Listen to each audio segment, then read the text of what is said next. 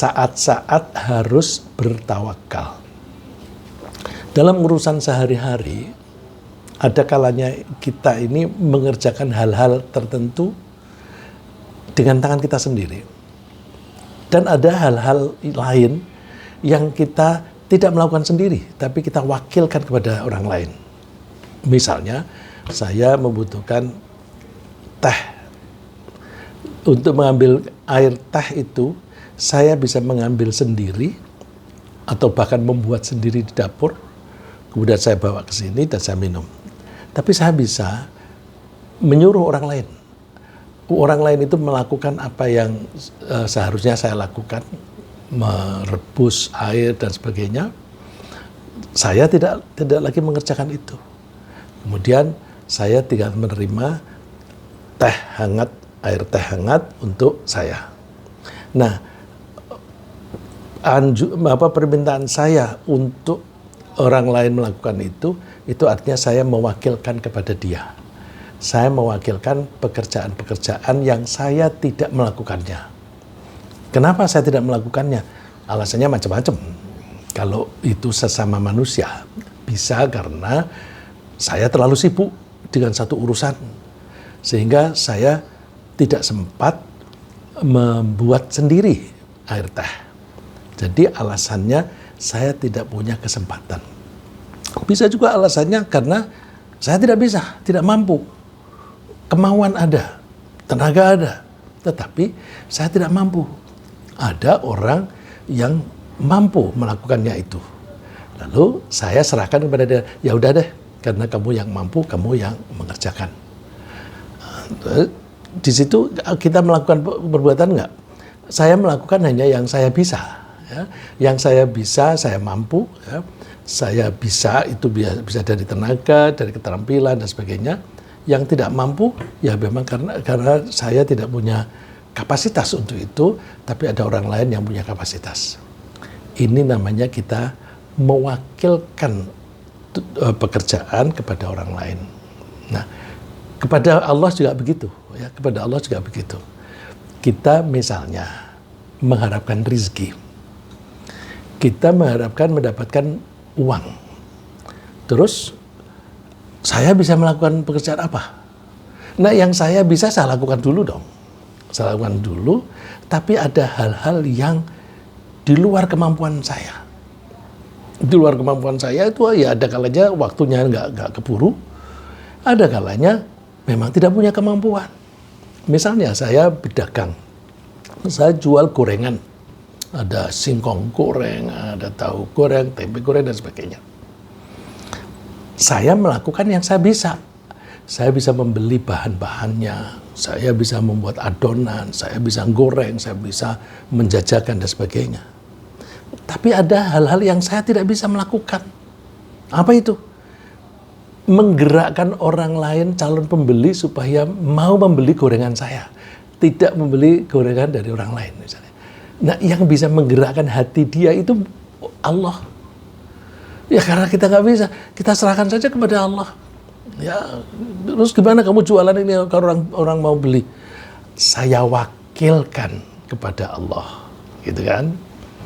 Terus, oke, ada orang-orang yang digerakkan oleh Allah misalnya ingin, tapi Allah tidak memberi uang pada dia, kepada calon pembeli.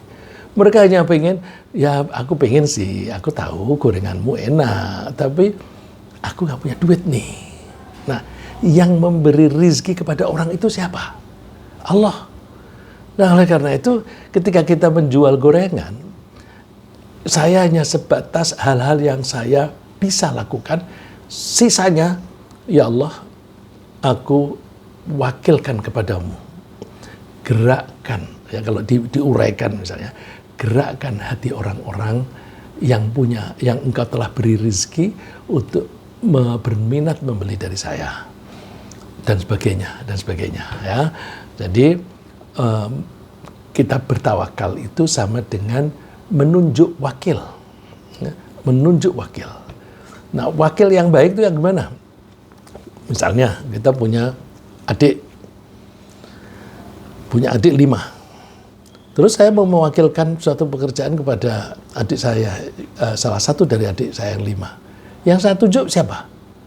Yang paling bisa. Kalau misalnya salah satu adik saya itu masih kecil, baru 2 tahun, gimana dia bisa mengerjakan? Nah, saya menunjuk adik saya yang paling terampil, yang paling bisa, yang punya waktu, dan sebagainya. Nah, siapa orang atau pihak yang paling terampil, yang bisa, yang punya sumber daya tidak terbatas? Allah. Maka wakil yang paling baik adalah Allah. Ya, jadi bertawakal itu sama dengan kita menunjuk wakil untuk melakukan hal-hal yang hasilnya kita butuhkan. Nah, kalau kita menunjuk wakil itu kepada Allah, maka itu namanya tawakal. Ya, saya ulang, dalam urusan sehari-hari ada kalanya kita ini mengerjakan hal-hal tertentu dengan tangan kita sendiri, dan ada hal-hal lain yang kita mewakilkan pada orang lain untuk melakukan itu. Sebelum kita menugasi seseorang atau suatu pihak, saya tambah dengan pihak karena Allah bukan orang. Ya. Jadi sebelum kita menugasi seseorang atau suatu pihak untuk mewakili kita dalam mengerjakan sesuatu, kita pasti memilih dahulu siapa orang yang pantas dan mampu kita serai pekerjaan itu sebagai wakil. Yaitu orang atau pihak yang antara lain bisa dipercaya. Orang yang atau pihak yang memiliki pengetahuan yang cukup dan yang mempunyai kemampuan yang cukup untuk melaksanakan itu, serta mampu mengatasi masalah yang timbul dan tidak mendatangkan masalah baru. Wah, ini jadi kita mencari wakil yang betul-betul all round, yang betul-betul menguasai semua hal yang kita sendiri tidak bisa. Terus pekerjaan yang kita serahkan kepada wakil tersebut tentu pekerjaan yang kita sendiri tidak bisa melaksanakannya sendiri. Kenapa tidak bisa melaksanakan? Mungkin karena keterbatasan waktu, mungkin karena keterbatasan kemampuan, mungkin juga karena keterbatasan wewenang, nggak punya wewenang aku, atau karena keterbatasan kemampuan apapun yang dibutuhkan. Nah, pihak yang paling tepat kita tunjuk sebagai wakil adalah Allah. Kenapa? Karena Allah lah yang menciptakan segala sesuatu. Karena Allah yang menciptakan segala sesuatu, ya Allah itu mempunyai sumber daya yang luar biasa. Kalau barangnya tidak ada sekarang, Allah bisa bikin yang baru. Ya. Dan Allah itu mengetahui segala masalah. Masalah yang sekecil apapun, di tempat yang jauh manapun, Allah tahu. Dan Allah lah yang bisa mengatur apa yang harus terjadi. Ini kamu harus beli ini, ayo sini kamu, dibuat oleh Allah tidak sengaja, seolah-olah dia tidak sengaja, dia lewat kebetulan melihat saya mempunyai gorengan dan dia merasa, waduh lapar nih, ini ada gorengan lumayan gitu. Ya. Jadi Allah tuh bisa mengatur skenario apa yang harus terjadi dan apa yang tidak boleh terjadi, itu juga Allah bisa ngatur.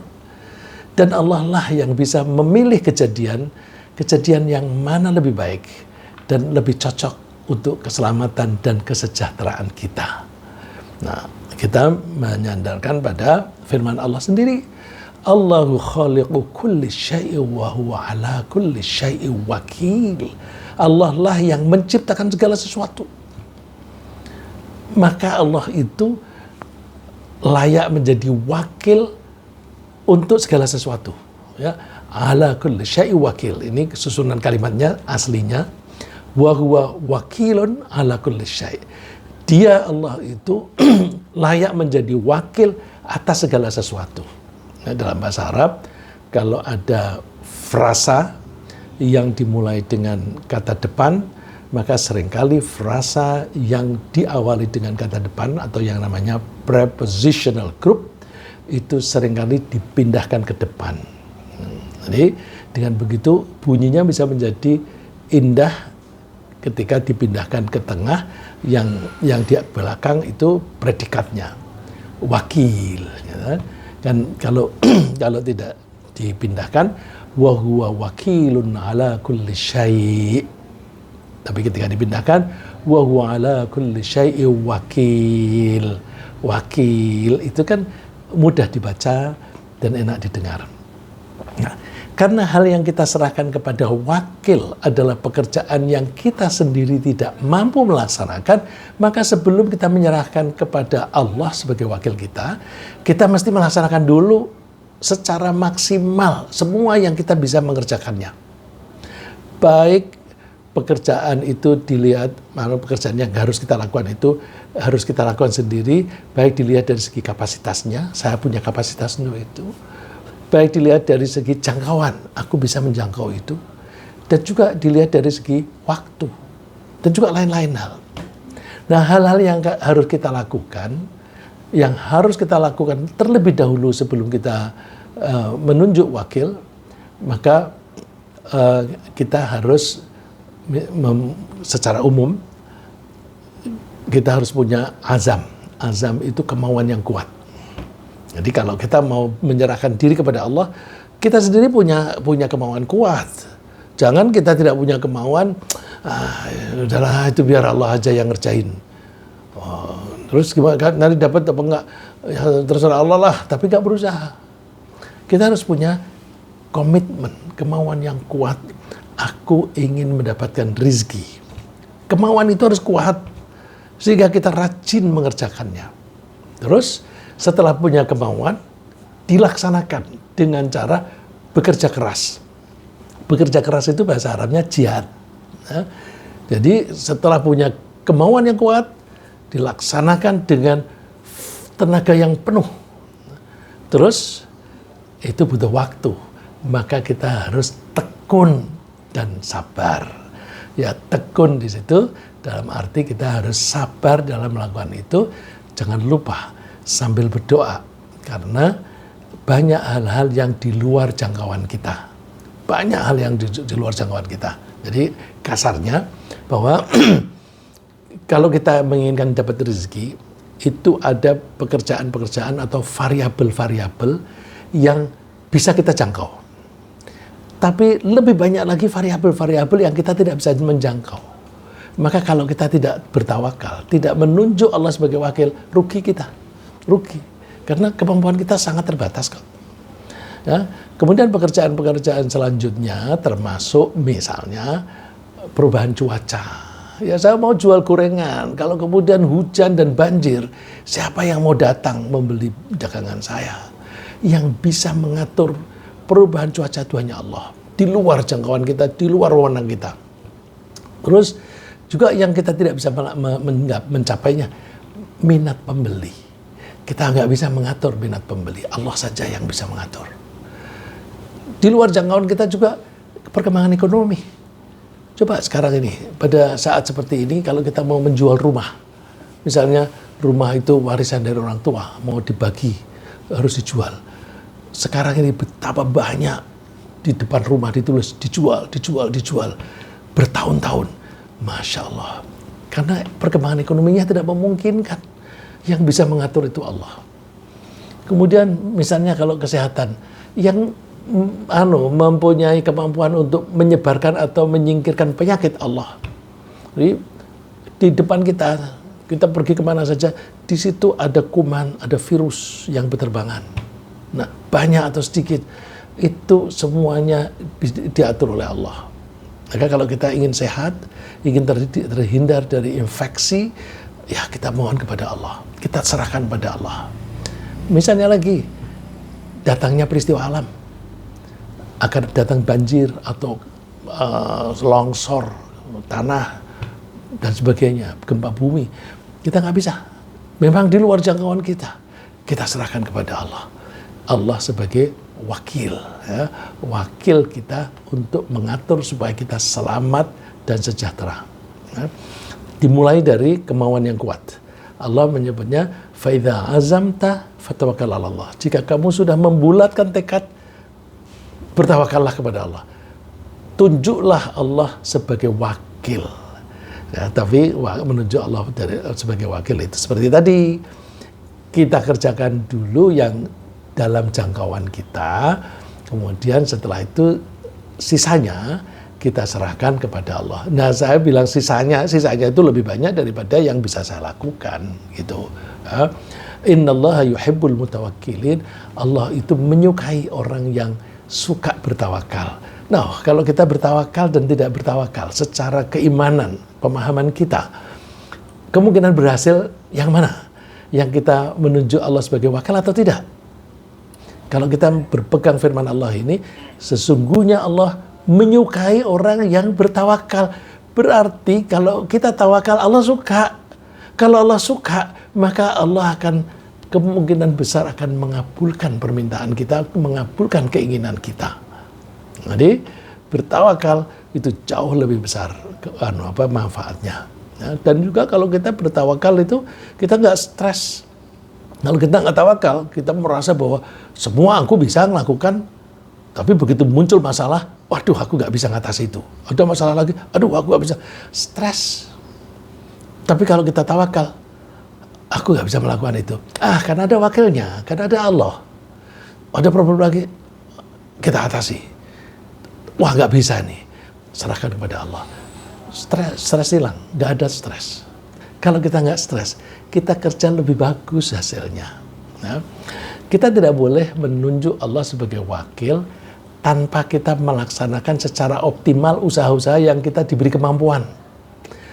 Kemampuan dalam rangka menggapai suatu target atau cita-cita. Misalnya, kita tidak boleh mewakilkan atau mengandalkan Allah agar kita tinggal di surga. Jadi target kita tinggal di surga.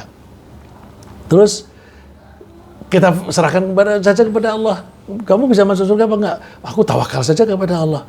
Tapi kita tidak melakukan sesuatu. Kita tidak melakukan usaha-usaha pengabdian kepada Allah secara optimal yang kita bisa. Dan kita tidak berusaha menghindari kemusyrikan. Tapi kita pasrahkan kepada Allah. Ya nggak bisa. Ya. Jadi mengandalkan semacam ini tidak disebut tawakal. Ini istilah bahasa Arab. Kalau kita menyerahkan sambil kita itu berusaha maksimal, itu namanya tawakal. Tapi kalau kita menyerahkan tanpa kita melakukan usaha yang kita sebenarnya mampu, itu namanya ittikal. Ya. Akar katanya sama. Cuma yang satu disebut tawakal, itu yang benar. Kita melakukan terlebih dahulu, the rest, sisanya kita serahkan kepada Allah. Tapi kalau kita tidak berbuat sesuatu, kita serahkan kepada Allah. Itu namanya ittikal. Jadi ittikal itu menyerahkan nasib kepada pihak lain tanpa usaha sendiri secara memadai. Nah, ini contoh yang bagus itu keinginan masuk surga. Mu'adz bin Jabal ini salah satu sahabat Ansor yang dekat dengan Rasulullah, dan dia itu ahli Al-Quran. Nah, dia mengutip Rasulullah SAW bersabda, fa inna haqqallahi 'alal 'ibadi ay ya'buduh wa la yusyriku bihi syai'a. Allah punya hak yang harus dilakukan oleh hambanya, yaitu hamba itu mengabdi kepada Allah tanpa menyekutukannya. Nah, kalau hamba itu sudah melakukan kewajibannya untuk haknya Allah, ada sebaliknya imbalannya. Wa haqqal ibadi 'ala Allahi alla yu'adziba man la yusyriku bihi syai'a. Dan hamba itu mempunyai hak setelah mengabdi kepada Allah yang harus dilakukan oleh Allah. Yaitu apa? Allah tidak akan menyiksa dia selama dia tidak menyekutukannya. Nah, terus poin kita berikutnya ini. Mu'adz bertanya, "Ya Rasulullah, afala ubasyiru bihin nas?" Wah, ini bagus sekali Rasulullah. Boleh nggak ini aku kasih tahukan kepada teman-teman, kepada orang-orang? Rasulullah bilangnya apa? La tubasyirhum, jangan kamu beritahukan pada orang-orang. Kenapa? Mereka itu merasa gampang masuk surga. Terus fayat takilu, ya, kata-katanya di sini fayat takilu, lalu mereka melakukan ittikal, menyerahkan kepada Allah tapi tanpa usaha. Ya, kita lihat banyak orang yang sholat nggak mau, terus puasa juga seringkali tidak puasa, Tapi minta nanti kalau aku mati didoain ya, didoain. Didoain itu ada kalanya didoakan Rabbighfirli wali walidayya atau Rabbighfirli wali fulan. Bisa juga minta tahlil. Nah, tahlil itu kan orang yang hidup mendoakan yang mati. Kalau yang mati itu dulu waktu hidup nggak mau sholat, gimana kita mau mendoakan supaya bisa masuk surga? Dan banyak orang yang, alah nanti kalau didoain, ditahlilin kan masuk surga. Nggak bisa, itu namanya ittikal. Nah, ittikal. Lebih baik nggak usah ditahlilin. Tapi kita masing-masing melaksanakan kewajiban kita kepada Allah. Nanti ada tahlil apa enggak? Wah, nggak penting. Nggak usah tahlil juga nggak apa-apa. Mohon maaf, saya tidak menyepelekan tahlil ya. Saya tidak menyepelekan. Jadi artinya kita lebih mengandalkan usaha kita maksimal, kemudian kelebihannya kita serahkan kepada Allah. Aku sudah sholat semaksimum yang aku bisa. Aku sibuk banget, aku sholat. Ya sholatku kualitasnya memang kurang khusyuk mungkin. Tapi itu maksimum yang aku bisa. Ya, aku udah berusaha. Terus surga gimana? Aku serahkan kepada Allah. Aku sudah melakukan ya maksimum yang aku bisa. Nah, lalu kapan? Itu tadi secara umum bertawakal kan? Kapan waktu atau kesempatan yang kita mesti bertawakal kepada Allah? Dan ini sesuai dengan judul kita. Kapan? Nah, ada beberapa kesempatan yang kita harus bertawakal kepada Allah. Antara lain, ketika datang masa peralihan musim.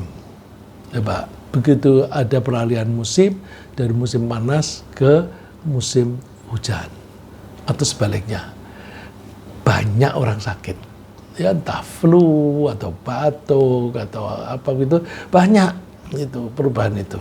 Nah, pada saat-saat seperti itu tuh kan kita sulit menghindar. Nah, menghindar karena penyakitnya itu umumnya karena infeksi, virus atau kuman.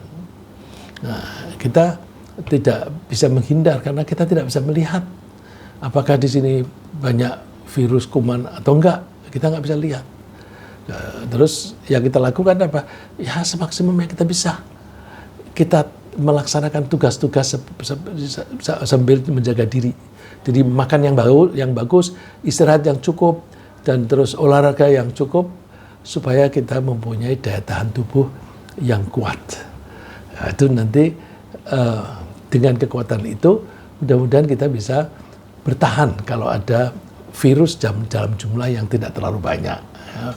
Terus juga kenakan masker, nah, supaya kalau toh ada penerbangan di udara ini kuman atau virus, ada penangkalnya.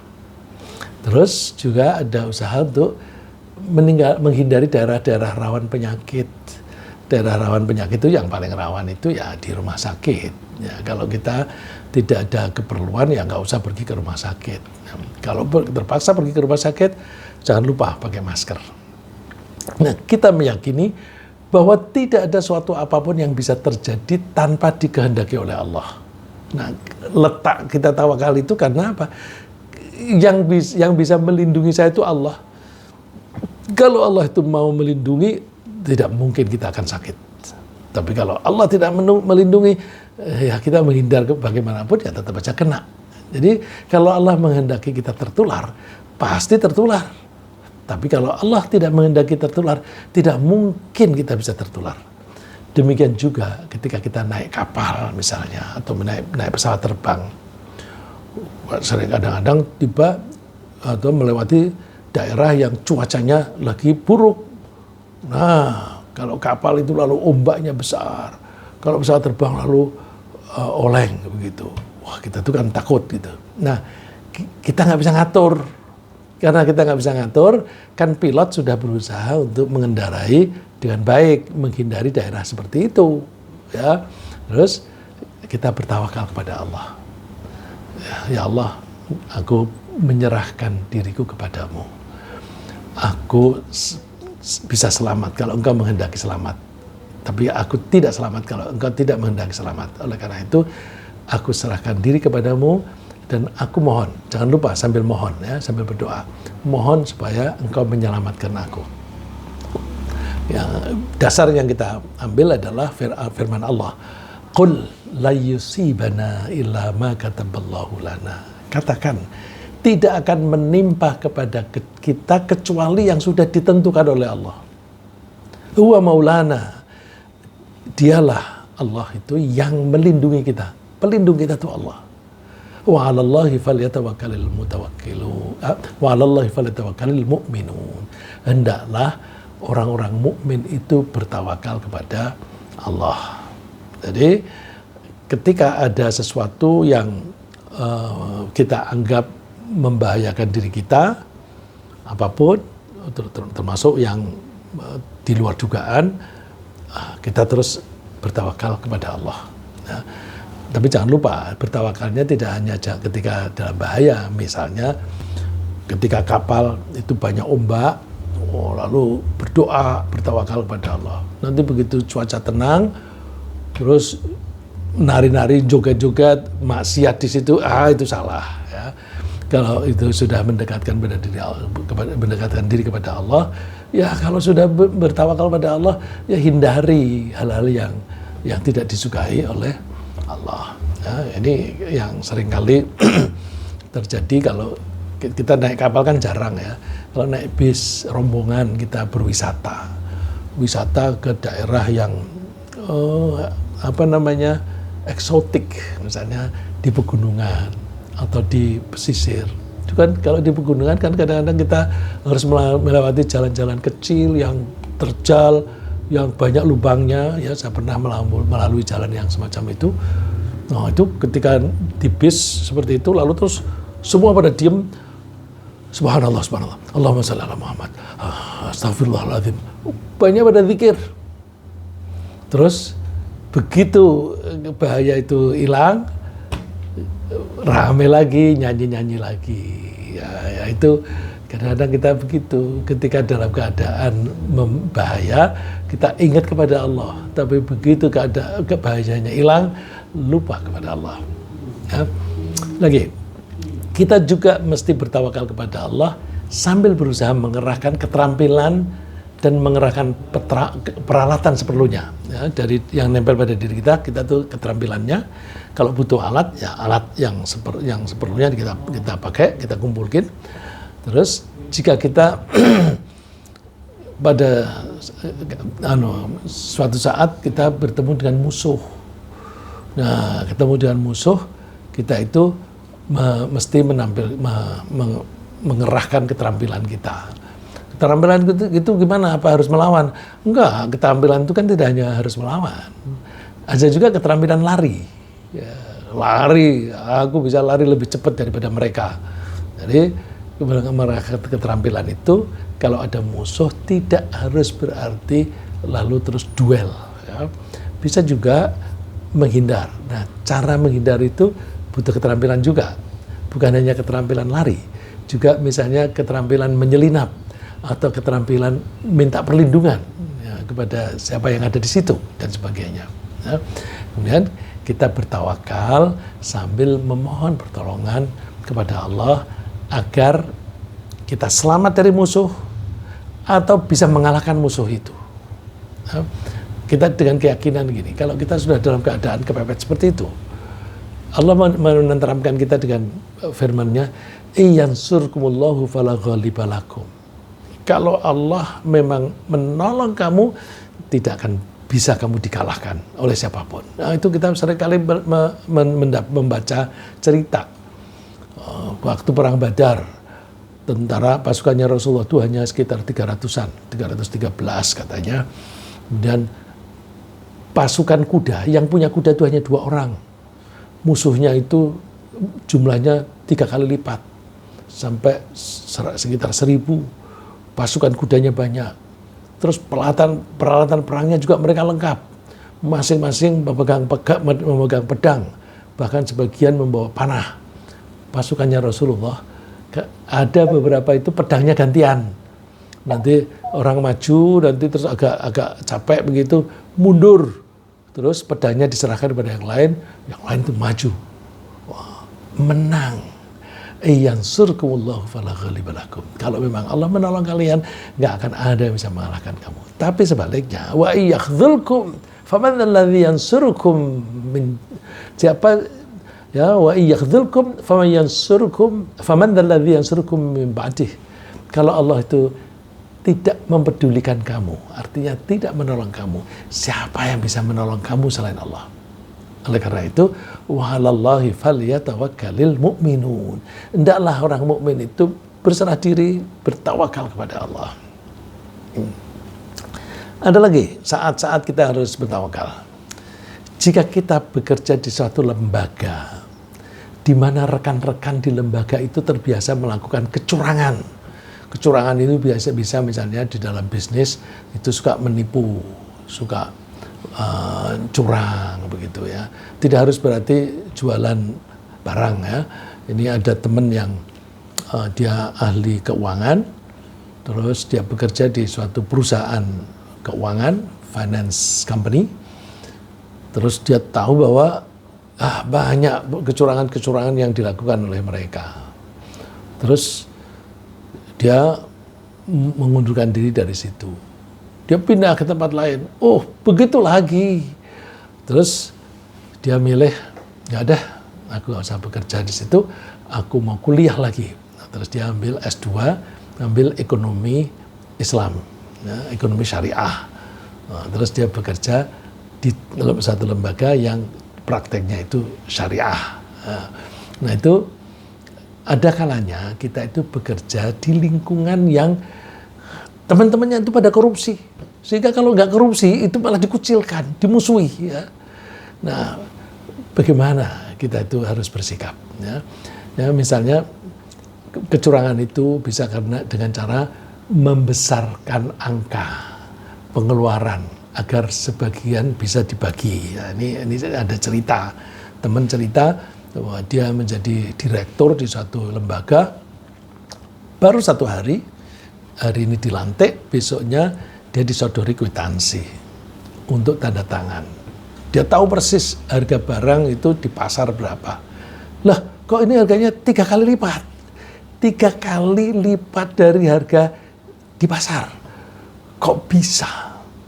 Terus, kenapa ini begini? Ya Pak, itu nanti dibagi-bagi. Nggak tahu itu dibagi-bagi itu pada siapa. Teman satu ini memilih tidak mau tanda tangan. Enggak, aku nggak mau tanda tangan karena ini jelas bohong.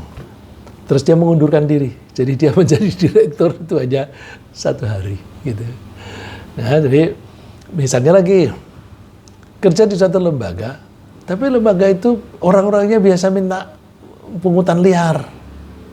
Ini banyak ini pungutan liar. Pungutan liar itu misalnya ada peraturan harus siapa yang lewat harus memenuhi persyaratan, ya, persyaratan beratnya, ukuran bawaannya dan sebagainya. Terus ketika lewat di situ nggak usah masuk ke tempat pemeriksaan, yang penting ngasih duit. Nah, itu kalau kita bekerja di tempat seperti itu dan kita tidak mau ikut-ikutan, kita pasti dikucilkan. Nah, kenapa dikucilkan? Mereka takut kalau nanti dibocorin atau dilaporin. Ya, makanya disingkirkan aja. Nah, kita nggak usah ikut-ikutan. Bila ada kesempatan bagus, kita bisa menasihati mereka. Tapi jika mereka tidak mau dinasihati, tidak mengindahkan nasihat kita, bahkan mengucilkan kita tidak perlu gentar. Diisolasi atau dimutasi, udah lebih baik aku dimutasi, tapi aku selamat dari harta haram. Nah, ini kan seperti Nabi Yusuf. Nabi Yusuf diajak melakukan perselingkuhan. Kalau tidak mau, dia akan dipenjara. Dia bilang, lebih baik kamu masuk penjara. Masuk penjara kan lebih baik, lebih berat daripada dimutasi. Nah, kita seringkali diancam mutasi udah takut gitu. Ingat Nabi Yusuf. Rabbi sijnu ahabbu ilai mimma yad'unani ilai. Tuhan, aku lebih suka masuk penjara saja daripada aku menuruti kemauan mereka. Tuhan, aku lebih suka dimutasi saja daripada aku makan barang haram seperti mereka, seperti yang mereka anjurkan. Ya. Jadi kita tidak perlu gentar. Karena apa? Yang memberi rezeki kan Allah. Kemudian kita kalau bisa menghindari mereka, kita hindari. Ya, kalau dimutasi kan otomatis menghindari mereka. Terus sambil bertawakal kepada Allah. Ini Allah memberikan contoh. Ada orang-orang yang mengatakannya nurut kepada Allah. Wa yaquluna ta'ah. Mereka bilang, ya saya mau taat kepada Allah. Fa idza barazu min 'indika bayyata ta'ifatun minhum ghairal ladzi taqul. Tapi ketika mereka itu tidak bersama-sama dengan orang-orang mukmin ini, mereka itu ngomongnya yang lain, yang bertentangan dengan itu. Ini berarti orang itu orang munafik. Wallahu yaktubu ma yubayyitun. Allah tuh mencatat, merekam apa yang mereka lakukan di malam-malam hari sembunyi-sembunyi. Nah, kemudian anjuran Allah apa? Fa'arid anhum, berpalinglah kamu dari mereka. Jangan dekat-dekat sama mereka. Ambil jarak dari mereka. Terus watawakkal 'ala Allah. Berserah dirilah kepada Allah. Wa kafa billahi wakila. Allah cukup bagi kamu sebagai wakil. Rizki itu Allah nanti yang mengatur. Kalau kita maunya yang halal, nanti Allah akan atur. Dimutasi, yang mungkin di tempat yang baru itu, dia melihat celah. Nah ini kesempatan bisnis nih, yang halal gitu. Jadi tidak usah takut, kita serahkan kepada Allah. Kesempatan yang lain lagi, jika ada orang kafir atau munafik menyakiti hati kita dengan cara mengolok-olok. Nah, sekarang ini kan banyak nih di medsos orang mengolok-olok Islam. Nah, ya mereka banyak di antara mereka yang mengaku sebagai orang Islam. Ya, pakai pakaian yang simbolnya simbol organisasi Islam. Ada juga tapi mengolok-olok Islam. Kita sakit hati kan? Nggak usah sakit hati. Ya, jadi kalau ada orang kafir atau orang munafik menyakiti hati kita dengan mengolok-olok Islam atau mengolok-olok orang Islam, kita lebih baik bersabar dan bertawakal kepada Allah. Nggak apa-apa. Itu paling kan ngomongan aja. Mereka tidak melukai saya. Kalau aku mengambil itu dalam pertimbangan, nanti aku sakit hati. Sakit hati itu rugi sendiri. Nah, terus supaya tidak ada beban gimana? Bersyukur. Loh, diolok-olok malah bersyukur. Alhamdulillah, orang-orang itu mengaku Islam tapi mengolok-olok Islam sendiri. Allah memberi aku hidayah. Sehingga aku bersedia menjadi orang Muslim. Aku tunduk dengan jujur kepada Allah. Alhamdulillah, aku mendapatkan hidayah. Aku mempunyai semangat untuk melaksanakan hidayah itu. Sambil bertawakal. Terus diolok-olok gimana? Tawakal aja kepada Allah. Terus bagaimana logikanya bertawakal itu kita bisa tenang? Karena Allah sendiri berjanji.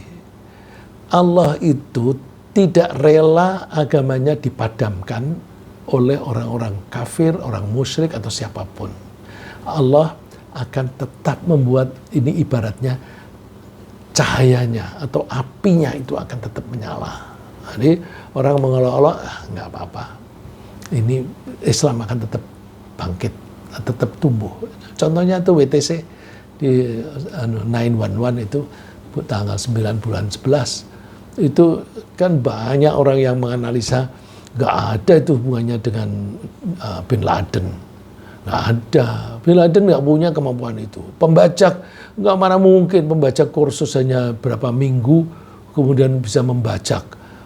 Untuk menjadi sopir pesawat terbang aja tuh kursusnya tuh harus bertahun-tahun. Terus itu untuk ganti dari propeller ke jet aja itu harus sekian ribu jam terbang. Tiba-tiba ada orang kursus 3 minggu bisa membajak. Nggak mungkin. Orang-orang mengatakan itu ulah Amerika sendiri. Membuat skenario begitu. Dan robohnya gedung itu bukan dari luar, tapi dari dalam. Jadi ada bom yang dipasang di bawah, sehingga robohnya itu terus ke bawah. Tapi Islam gimana? makin banyak orang masuk Islam saat itu, ya, ribuan orang masuk Islam karena mereka ingin tahu kayak apa sih Islam, kok jahat begitu. Ternyata dipelajari, oh enggak. Nah, terus mereka milih beragama Islam. Jadi kalau ada orang mengolok-olok, kita nggak usah pusing, nggak usah sakit hati. Memang kapanpun pasti ada yang mengolok-olok Islam. Ya, zaman Nabi banyak yang mengolok-olok Islam. Sekarang banyak. Tahun-tahun depan juga akan banyak lagi. Ada orang-orang yang muncul mengenai itu. Jadi kita kalau sampai seperti itu, kita bersyukur kepada Allah bahwa kita diberi hidayah dan ada kemauan dengan sukarela tunduk patuh kepada Allah sambil berharap kepada Allah bahwa Allah melindungi kita. Ini ucapan yang dituntunkan oleh Allah. Wa ma lana alla natawakkal 'ala Allah wa ma lana alla natawakkal 'ala Allah wa qad hadana subulana. Bagaimana kami tidak berserah diri kepada Allah, tidak bertawakal kepada Allah, padahal Allah sudah memberi petunjuk kepada kita mengikuti jalan yang benar. Jadi alhamdulillah aku mendapat hidayah. Orang yang mengolok-olok itu katanya Islam tapi belum dapat hidayah. Terus terhadap olok-olok itu, wala nasbiranna 'ala ma adaitumuna. Kami akan sabar menghadapi olok-olokanmu yang menyakiti hati itu. Wa 'alallahi falyatawakkalul mutawakkilun. Hanya kepada Allah orang-orang yang hanya kepada Allah orang-orang itu bertawakal, terutama orang-orang yang memang suka bertawakal. Ya, mudah-mudahan kita ini termasuk orang yang suka bertawakal. Dan kesempatan lain, sebaiknya kita juga bertawakal kepada Allah, tidak terbatas hanya pada waktu-waktu tertentu saja seperti tadi. Ya, tadi kan disebutkan ketika ada musuh, ketika ada orang mengolok-olok, ketika kita itu berada di situasi di mana lingkungan kita itu orangnya itu melakukan kejahatan-kejahatan. Tidak hanya itu. Terus kapan? Setiap saat. Kenapa setiap saat? Kita ini kan tidak tahu nasib kita. Saya sekarang ini ngomong, saya nggak tahu 2, 3, atau 5 menit lagi saya mati, saya nggak tahu. Tiba-tiba saya dapat serangan jantung, saya nggak tahu. Jadi kapanpun, dimanapun kita itu menghadapi kemungkinan buruk yang bisa menimpa kita. Nah, kalau seperti itu, kita tawakal kepada Allah. Terus kalau memang betul-betul kena bencana terus kita mati gimana? Nggak masalah. Karena apa? Kalau kita sedang berserah diri kepada Allah, berarti kan kita nempel kepada Allah. Kita dekat kepada Allah. Saat itu kalau terjadi kita mati, karena apapun, misalnya tiba-tiba ditabrak orang. Ya, karena ada orang tuh di rumah begitu, tapi rumahnya diseruduk truk, terus mati. Oh, kita nggak tahu. Tapi kalau kita dalam keadaan berserah diri kepada Allah, kan kita sedang nempel kepada Allah. Ketika saat kita nempel kepada Allah, kita mati kita syahid. Mati kita syahid. Jadi enak orang bertawakal. Kapan tawakalnya? Kapan saja. Aku kan nggak tahu nasib saya nanti. Nanti tiba-tiba misalnya seperti di Sidoarjo itu, orang lagi sholat, musolanya roboh. Nggak tahu. Tapi orang yang mati di situ gimana? Matinya kan dalam keadaan sholat. Kalau dalam keadaan sholat itu kan berarti matinya syahid, atau paling tidak itu dia calon surga lah, karena dia sedang melakukan ibadah. Ya. Jadi kita mesti bertawakal kepada Allah setiap saat, kapanpun, dimanapun, dan dalam keadaan apapun. Karena kita tidak pernah mengetahui nasib kita di masa depan. Baik masa depan pendek, 1 menit lagi, atau masa depan panjang, 1 tahun lagi. Masa depan itu termasuk yang disebut oleh Allah ghaib. Bukan ghaib ya, bukan gaib, tapi ghaib. Apa itu ghaib? Ghaib itu suatu keadaan atau alam atau apapun yang kita tidak punya akses ke situ dengan indera kita. Kita tidak bisa melihat, kita tidak bisa mendengar, kita tidak bisa meraba. Nah, itu apa itu? Misalnya, kita sekarang ini tinggal di alam dunia. Alam akhirat sudah ada belum? Sudah. Surga sudah ada. Tapi kita tidak bisa melihat surga, tidak bisa pergi ke situ karena keterbatasan dimensi ruang dan waktunya.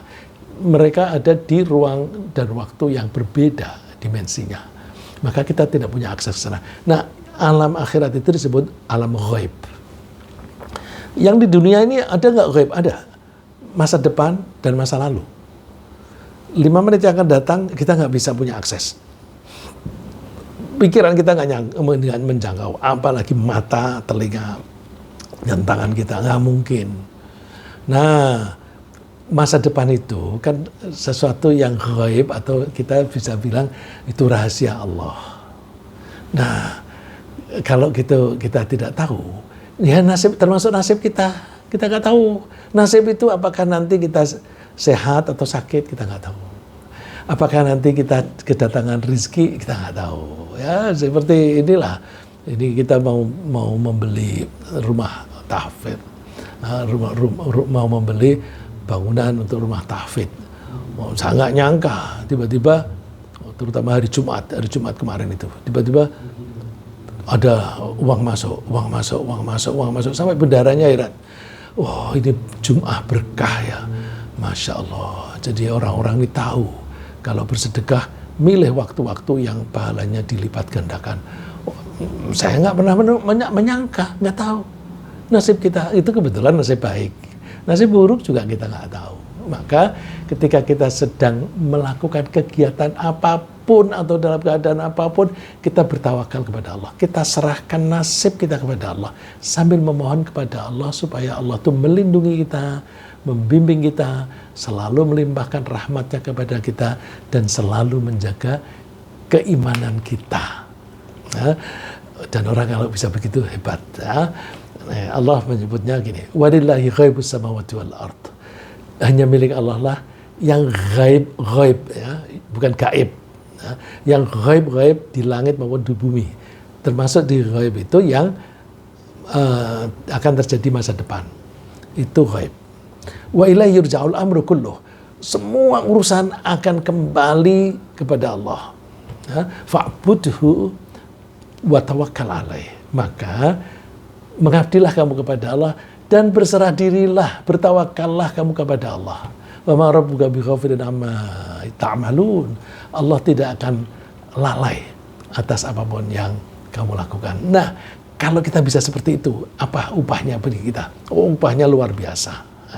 Jika kita bisa berhasil bertawakal kepada Allah setiap saat, kapanpun, dimanapun, dan dalam keadaan apapun, maka kapanpun Allah memanggil kita, artinya ajal kita datang, kita akan meninggal dunia dalam keadaan sedang bersandar diri kepada Allah, sedang berserah diri kepada Allah. Dengan demikian, kita akan mengakhiri hidup kita dalam keadaan beriman dan dengan husnul khotimah. Karena kita sedang berserah diri kepada Allah. Kalau kita husnul khotimah, maka insya Allah Allah akan mengizinkan kita tinggal di surganya. Ya, coba kalau kita perhatikan ayat ini. Walladzina amanu wa 'amilus shalihati lanubawwi'annahum minal jannati ghurafan tajri min tahtihal anhar. Orang-orang yang beriman dan beramal soleh, kami akan tempatkan mereka di surga, di tempat yang tinggi. Ghurafan tajri min tahtihal anhar khalidina fiha. Mereka akan ditempatkan yang tinggi. Yang tinggi itu bisa berarti bukit, bisa berarti bangunan-bangunan yang tinggi, yang di bawahnya mengalir sungai-sungai. Khalidina fiha, mereka kekal di sana. Ni'ma ajrul amilin, betapa bagusnya pahala untuk orang-orang yang mau berbuat. Terus siapa mereka itu? Nah, ini kuncinya. Alladzina sabaru wa 'ala rabbihim yatawakkalun, yaitu mereka yang sabar dan bertawakal kepada Allah. Artinya kalau kita pegang ini, sabar dan bertawakal, udah itu kunci surga. Kunci surga. Ya. Nah, kalau kunci surga itu kan udah lain-lain itu kecil. Ya. Jadi kesimpulannya, Allah mengajari kita supaya bertawakal kepada Allah setiap saat. Jangan pernah lepas dari tawakal. Karena kita tidak tahu Apakah akan ada bahaya yang datang pada kita atau tidak, kita nggak tahu. Dan kita tidak tahu kapan kita mau meninggal dunia. 1 menit lagi, 1 hari lagi, 1 tahun lagi, kita nggak tahu. Pasrah saja kepada Allah. Nah, kalau Allah memanggil kita dalam keadaan kita bertawakal, maka kita insya Allah husnul khotimah. Ringkasnya apa yang kita bahas pagi ini adalah bahwa Allah lah yang paling layak menjadi wakil untuk kita menyandarkan semua urusan. Kita bertawakal setelah menguatkan komitmen, lalu kita bekerja keras sambil berdoa. Kita bertawakal misalnya pada saat-saat kita cemas, kita sedang menghadapi musuh, kita sedang berusaha menghindari atau menghadapi orang-orang jahat. Dan ketika kita sedang diolok-olok oleh orang lain, udah kita tawakal saja kepada Allah. Dengan begitu kita tidak akan berantem. Ya. Jika kita bertawakal setiap saat, kemungkinan besar kita akan diizinkan oleh Allah tinggal di surganya. Semoga Allah menjadikan kita sebagai hamba-hambanya yang selalu bertawakal kepadanya. Amin.